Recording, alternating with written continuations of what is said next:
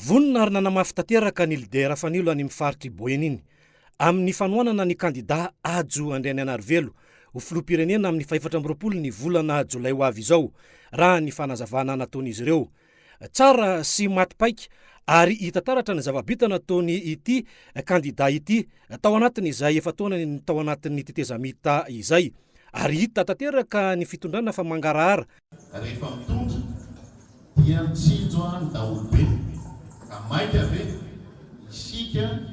niara-dia indray ifanoana toy izao dia tsy hanary anareo akory izahay satria tsy nanoana anay ary anjerenay rehefa eo amin'ny fitondrana satria izay ny fiarahana fa maika ave mifanoana anay dia ifanary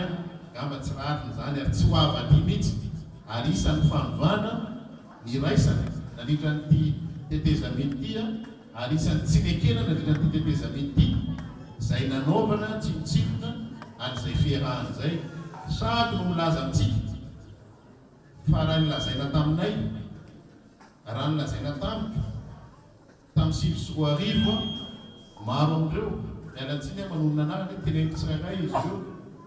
ny ministre Jean-Claude niaraka nitolona taminay raha mino fa na izy na izany raha nilazaina taminay fa ohatr'izao ny itondrana nytolona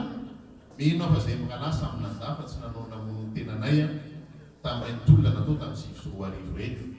zavatra tsy voafafa ao anatin'ny fiainana sy ao tantaram-piainana reny ary tsy azo fafana mandrakizay satria mieritreritra ary mbola mieritreritra ny anova ny firenena malagasy isika ary anatanteraka an'izay fanovana izay hatrany fotony mihitsy.